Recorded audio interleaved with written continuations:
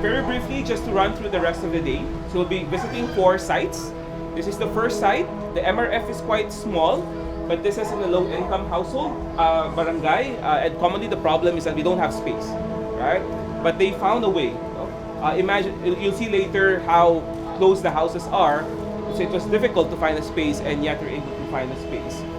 This is the first site, and what we'll be seeing here really is the collection.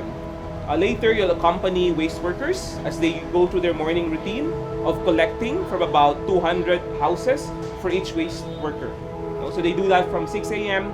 until 11 a.m. and then they bring everything here and they process the waste here. Okay? So waste from more than 500 households goes here.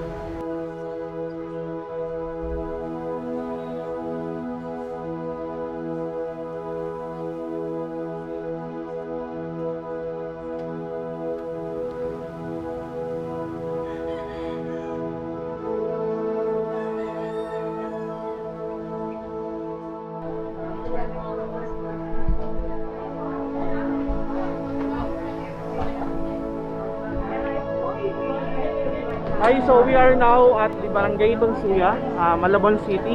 This is the Materials Recovery Facility partner project by the local government and the Mother Foundation.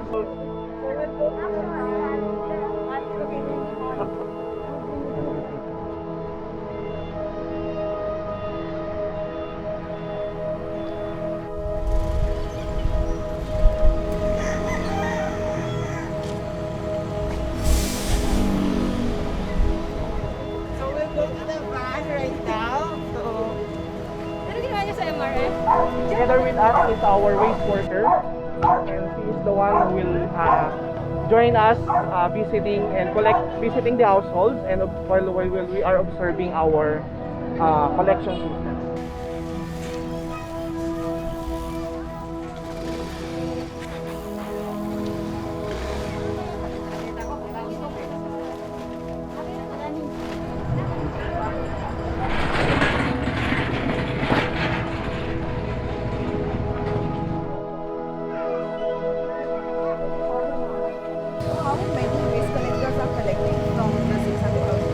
They are only about 6 collectors. The households are the one putting their waste to the garbage, and then our collectors, if the households not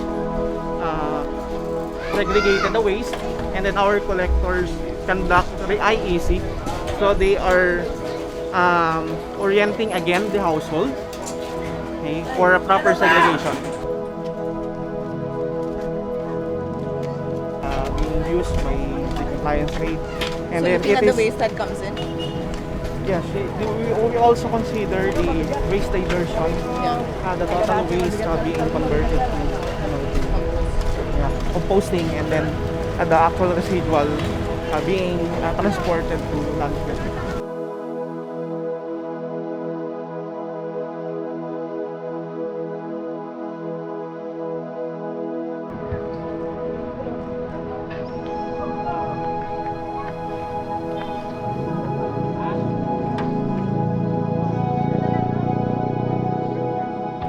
Barangay Dampalit. I think some of you have heard Dampalit before. This was used to be a dump site, and there's a swamp nearby. So people are throwing mixed waste in here because it's hidden from the main streets. But when the barangay started their zero waste program, they slowly transformed this, and then they're now collecting hundreds of households, waste from the hundreds of households, and they're then managing it here. So as you can see, there are different waste workers inside, caretakers managing it. The collection happens early because, as you've noticed, the weather is pretty hot when it's a little late. So they started 6 a.m., sometimes 5 a.m., and they usually finish at 6 a.m.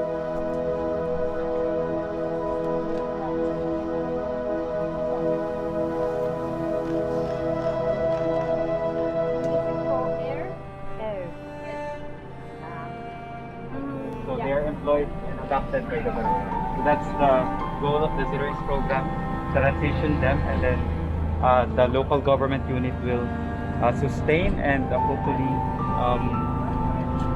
champion them even more. This box composting is, the beauty of this is movable.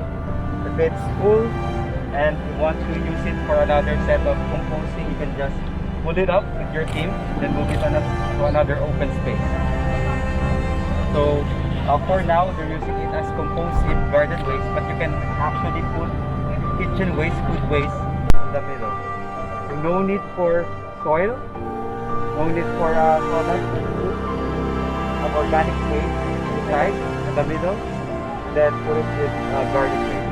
So this is some more of a high tech. This is donated by the Department of Environment because they've seen the efforts and recognized the program of the barangay, the DNR, the Department of Environment Natural Resources Office. This is more of a high tech dual drum composting where this is operational 8 hours straight from 8 a.m. to 5 p.m. For 7 days. After processing this for 7 days, they harvest it, then they just open this, then they just collect the compost here. But they still need to curate it on that area. So this is more of a faster composting process. But of course, it needs electricity. And the good thing about this is it is supported by the Department of Environment. So most likely less cost for the barangay. This is more of a manual drum composting. So they're trying to also capture the leachate, then use it for plants, but we usually use this is Thai Flaviano. Sorry, this is his station. I don't want to. Yeah. So again, this is to showcase that if you have electricity access, you can use this. If you don't have, you can also still do drum composting.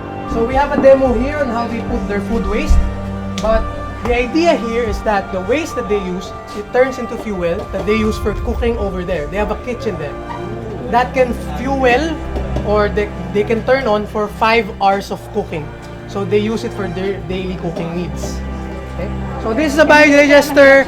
It releases biogas. Okay? They only use 1 pail of food waste to power the daily capacity of 5 kilo for their 5 hour of cooking.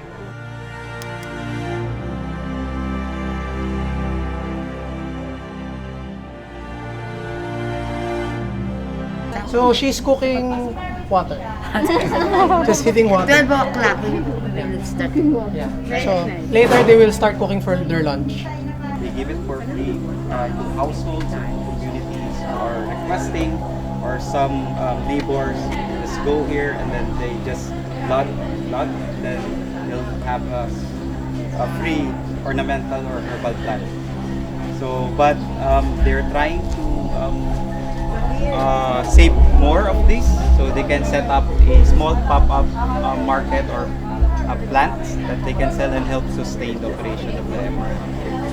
But usually it's for free now, and also to encourage more people to appreciate the operations of MRF. And they usually say that this is where your segregated waste goes into, so it's not totally wasted as they imagined it before. So it's really also engaging the community neighbor to increase the compliance on proper waste segregation. Because if we just say segregate, if they don't see the effort or the output, it won't matter to them and it won't last. This one's pipe composting, so they try to cut or shred their food waste so it fits the pipes. But as you can see, this is very convenient if you have confined spaces in your community. This one's more applicable. You have holes for the aeration or aerobic digestion, right? Power pipe, similar to the Biocore. So you can just put your kitchen waste here, but don't forget about the holes for soil aeration, and this will automatically help enrich your plants around it and the soil around it.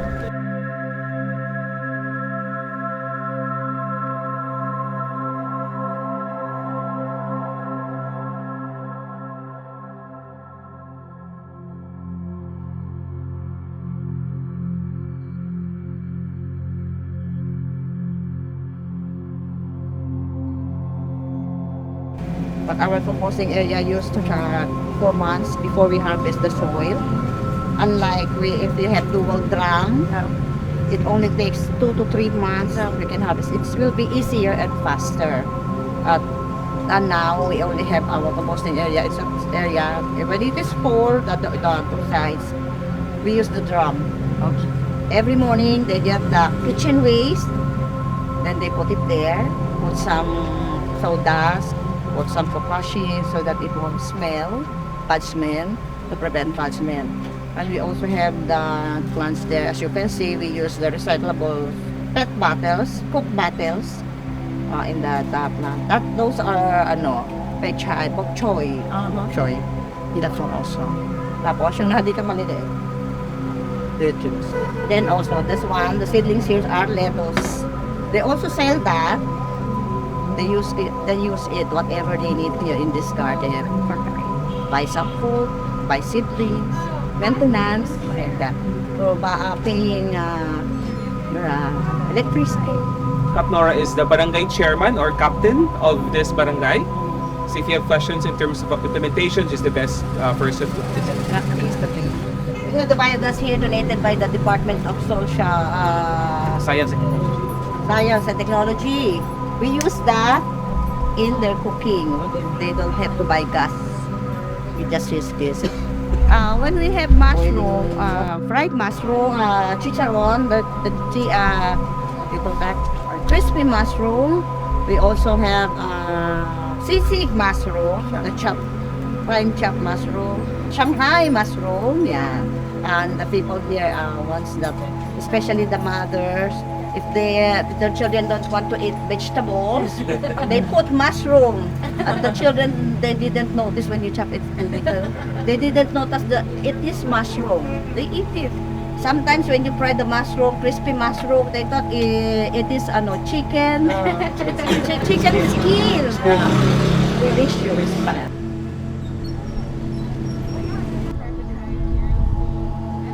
The goal of the refuel work that they're doing is to have 1,000 zero waste stores all over the Philippines.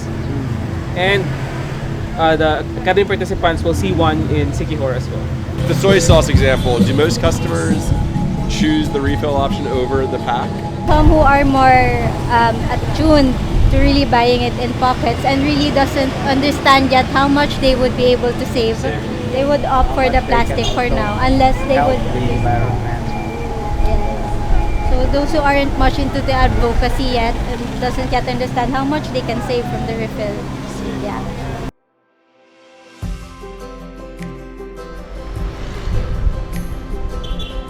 The waste workers of Malabon and Navotas, who are members of Manawa, the first registered waste workers association in the Philippines with the Department of Labor and Employment. Okay, so who would like to start their first question? What is the hardest part of what you do? Bilang po monitoring, yung pong makipagsalamuha doon sa mga household na ipatama yung pag-segregate. So, hindi po nasusunod kaagad po yun. So, pinapaliwanag lang po, dahan-dahan lang po. Yun lang pong pinakamera. Pangalawa po, yung pong mag-compost po kami, yung pampataba. So, yung po isa pangalawa po yung medyo nahirapan. So, sa umpisa lang po, pero ngayon po, sanay na po kami. So she gave two answers. The first answer is she's a monitoring officer, and one of the challenge is dealing with people who in the early part of the program are not segregating their waste. But she said that it's only in the beginning. No, they persevered and eventually people complied. No? The second thing that she mentioned is that even if she's a monitoring officer, she's also involved in the processing of waste in the MRF. And she's composting the waste. No? And initially, it was difficult for them, but now that they're used to it, it's not as difficult. No? But it is still labor for them. Po yung pinaka nakakapagpasaya sa inyo tuwing ginagawa nyo yung trabaho nyo po, yung assign na trabaho. Di ba? Parang pag ginawa nyo to, parang kahit hindi kayo bayaran, masaya kayo na nagawa nyo. Natutuwa naman ako dahil kasi kahit pa paano, nasi-share ko din kung paano mag-segregate. Na-encourage ko din sila. Although na mahirap minsan yung iba, pero at least meron ka na isasama na mag-compose o kaya mag-segregate. So she's most happy when she's able to encourage people to segregate and compost their waste. No? So it's an accomplishment. Next. Sige po. Natutuwa po ako magtanim, lalo na po sa sa mga gulay. Kasi hindi lang po kami nakikinabang, na-share po namin sa iba, lalo na po sa barangay na i-share na po namin. She's most happy about planting vegetables, again using the compost, because it's not only them that's benefiting, but they're able to share the harvest with her community. So she's most happy about that. Do you ever experience a rejection from the society about promoting zero waste and also segregating? And what is your method to promote zero waste and also segregating to the society? Thank you. Meron pa rin po nagre-reject. Kasi sinasabi nila, waste of time, sabi nga nun. Bakit pa kailangan niya yan pwede naman pagsama-sama yan. Pero nung natutunan din po nila na mag-testing ng ganun po, nagustuhan na din po nila. Inalo na rin po nila sa bahay nila. Meron pa iba-iba pero mas marami na pong natututong at saka gusto na nila yung ginagawa namin. She said that it's really part of the work. A rejection is a reality. Even now, there are still some who would reject it, and the most common excuse is that it's a waste of time for most people. That people feel they're too busy to do it. And what she said, what she did was to just let people try, and when people try, they realize that it's doable, and now they like doing it. Do you feel that the communities in which you work appreciate the service that you all provide to make their community cleaner, healthier, and safer? Na-appreciate po ng mga community namin dahil kasi yung lugar po namin naging maayos po at nabawasan po yung mga nagtatapon ng basura sa mga paligid po, sa sidewalk. Pero paano nila pinapakita sa inyo na appreciate nila kayo? Ano yung mga ginagawa nila?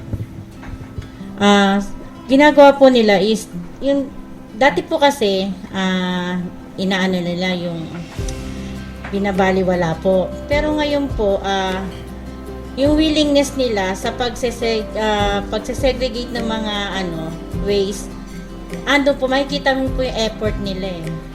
Kasi pag may nakita sila na kukunin na po nila nakakalat sa dadamputin na po nila para ilagay sa tamang lagayan. The best way that they see the appreciation is the willingness of people to do their part. So for example, before, when they see waste, no one would pick it up. But now, the residents are on their own collecting the waste, picking up the waste. It's because they're recognizing that they're already doing a hard work. And so for her, that's a show of appreciation. When you do this work, men around you, like a husband, men in the neighbor, what they say, how they support you, how they share the work. Sinasabi ng mga basurira kami, sabi na, sabi niya, tapos sabi na, sige, walisin niyo to, ganyan, ano niyo to. Tapos, sabi, sige, okay lang sa amin, sabi ko. Nagbago na sila. Paano nagbago? Ano na sila, parang nagtatapon na rin sila sa amin, segregation na po.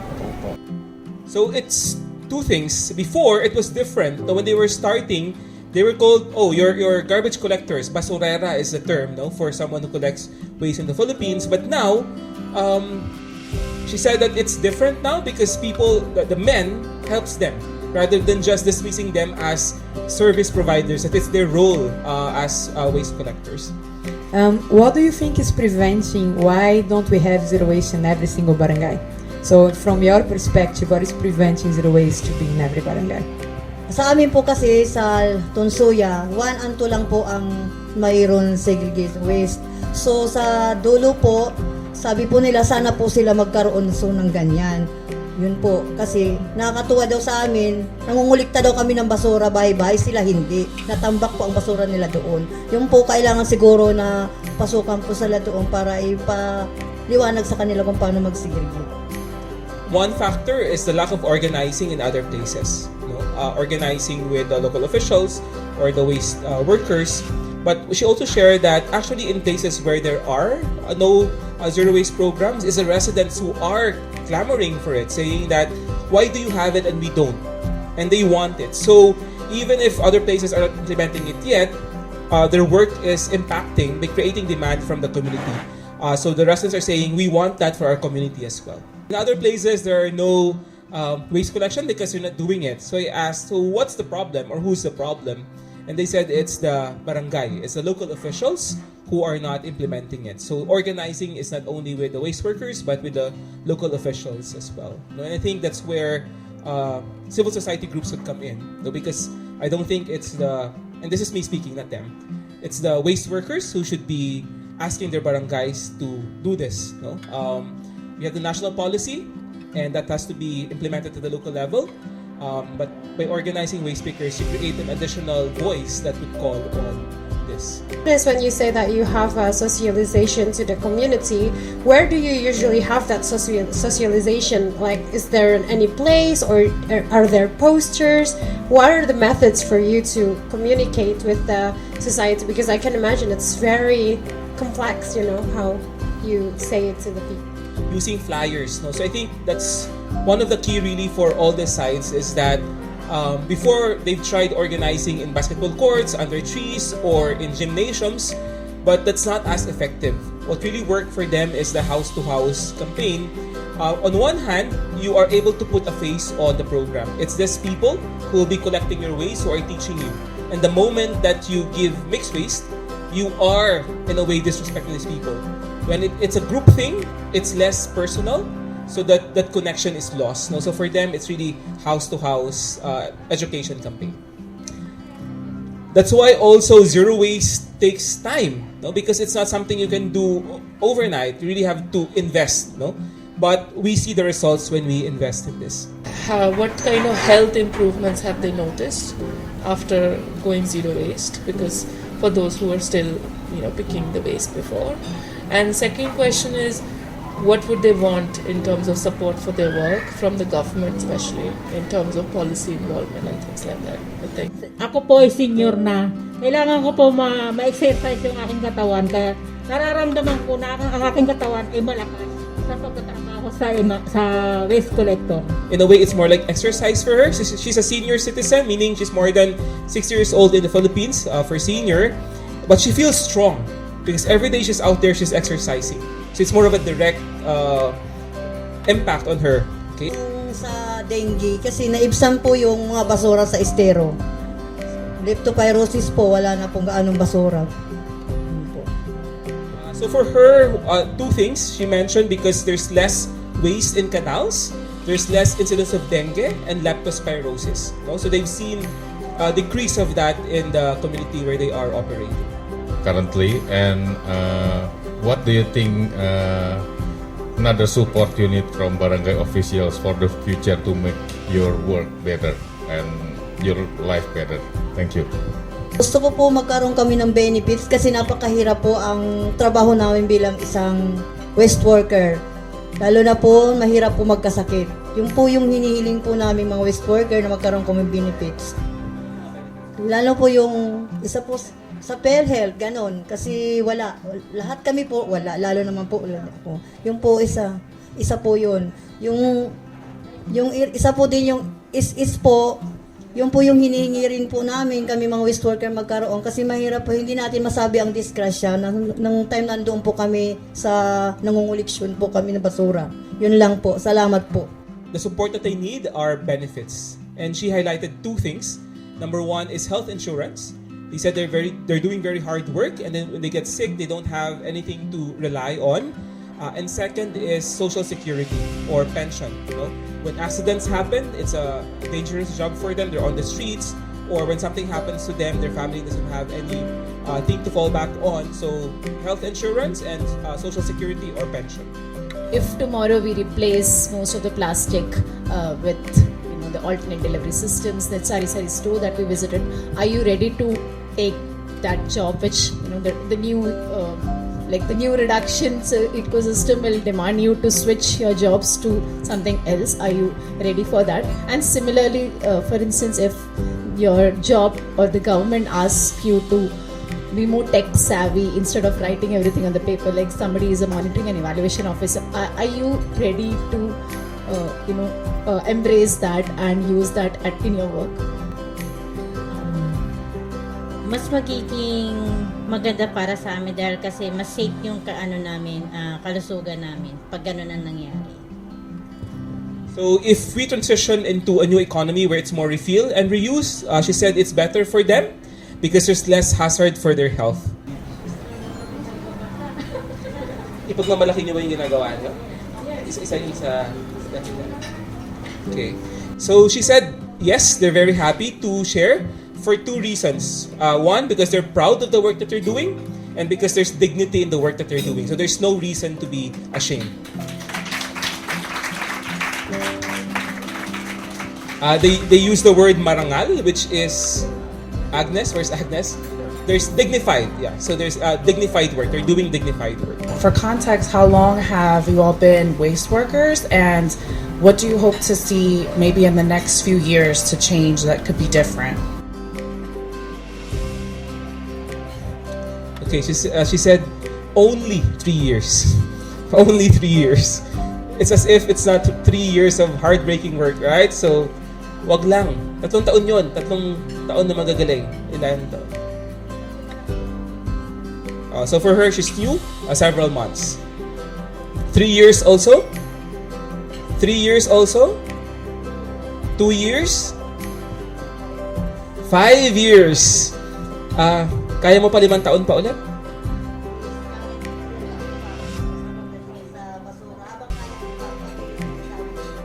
Okay, so she said 5 years, and I asked her, can you do another 5 years? And she said 5 years and more?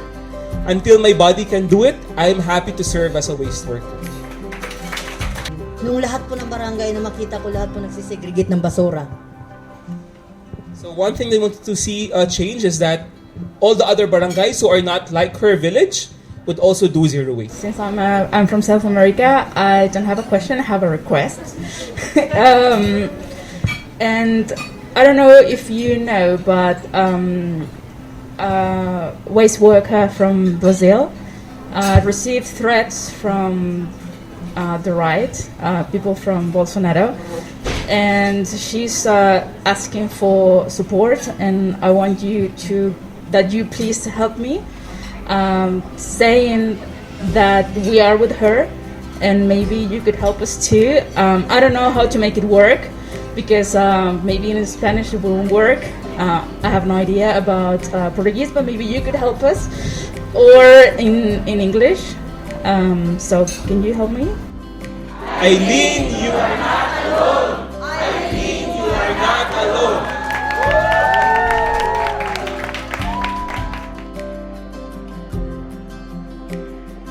So, magandang hapon po mga bossing, mga madam, no? Nandito po tayo ngayon lahat para sa selebrasyon ng ating mga kapatid na waste workers. Muli po, welcome po sa ating mga bisita at sa ating bida sa araw na ito, ang ating mga Waste Workers Association ng Manawa. Palakpakan po natin sila.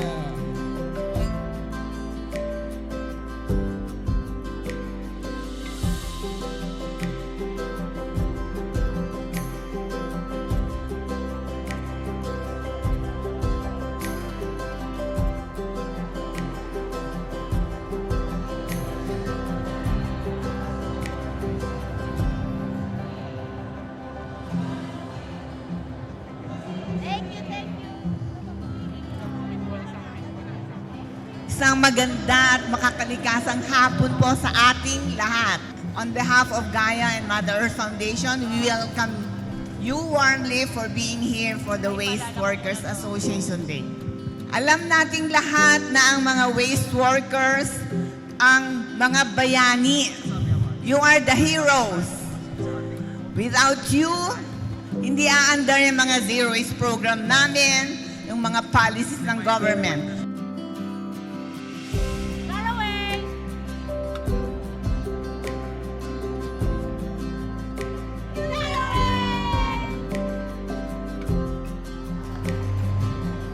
Kinikilala namin ang inyong mga ginagawa para sa ating kapaligiran. We recognize and support your efforts for protecting our environment. So maraming salamat. Hindi mauubos ang aming pasasalamat sa inyo sa pagtulong ninyo lalo na sa Mother Earth Foundation at sa Gaia. So dito sa ating ginagawang ecological solid waste management.